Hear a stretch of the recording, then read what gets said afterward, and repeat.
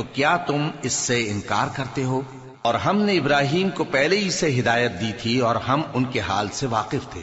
جب انہوں نے اپنے باپ اور اپنی برادری والوں سے کہا کہ یہ کیسی مورتی ہیں جن کی پرستش پر تم لوگ جمے ہوئے ہو، وہ کہنے لگے کہ ہم نے اپنے باپ دادا کو ان کی پرستش کرتے دیکھا ہے۔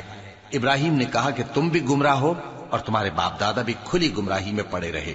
وہ بولے، کیا تم ہمارے پاس واقعی حق لائے ہو یا ہم سے کھیل کی باتیں کرتے ہو؟ ابراہیم نے کہا، نہیں، بلکہ تمہارا پروردگار آسمانوں اور زمین کا پروردگار ہے جس نے ان کو پیدا کیا ہے، اور میں اس بات کا گواہ اور اسی کا قائل ہوں۔ اور اللہ کی قسم، جب تم پیٹ پھیر کر چلے جاؤ گے تو میں تمہارے بتوں سے ایک چال چلوں گا۔ پھر ان کو توڑ کر ریزہ ریزہ کر دیا، مگر ایک بڑے بت کو نہ توڑا تاکہ وہ اس کی طرف رجوع کریں۔ کہنے لگے کہ ہمارے معبودوں کے ساتھ یہ معاملہ کس نے کیا؟ وہ تو کوئی ظالم ہے۔ لوگوں نے کہا کہ ہم نے ایک جوان کو ان کا ذکر کرتے ہوئے سنا ہے، اسے ابراہیم کہتے ہیں۔ وہ بولے کہ اسے لوگوں کے سامنے لاؤ تاکہ وہ گواہ رہیں۔ جب ابراہیم آئے تو بت پرستوں نے کہا کہ ابراہیم، بھلا یہ کام ہمارے معبودوں کے ساتھ تو نے کیا ہے؟ ابراہیم نے کہا، بلکہ یہ ان کے ان بڑے بت نے کیا ہوگا، اگر یہ بولتے ہوں تو ان سے پوچھ لو۔ انہوں نے اپنے دل میں غور کیا تو آپس میں کہنے لگے، بے شک تم ہی بے انصاف ہو۔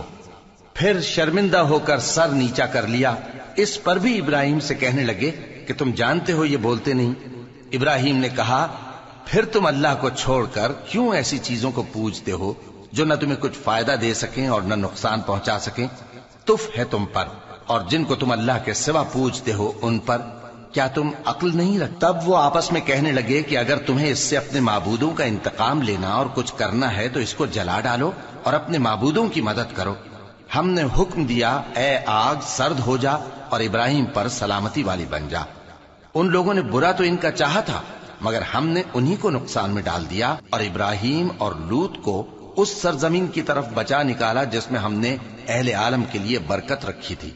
اور ہم نے ابراہیم کو اسحاق عطا کیے اور اس کے بعد مزید یعقوب بھی، اور ہم نے سب کو نیک بنایا تھا، اور ہم نے ان کو پیشوا بنایا کہ ہمارے حکم سے ہدایت کرتے تھے، اور ان کو نیک کام کرنے اور نماز پڑھنے اور زکوٰۃ دینے کا حکم بھیجا، اور وہ ہماری ہی عبادت کیا کرتے تھے۔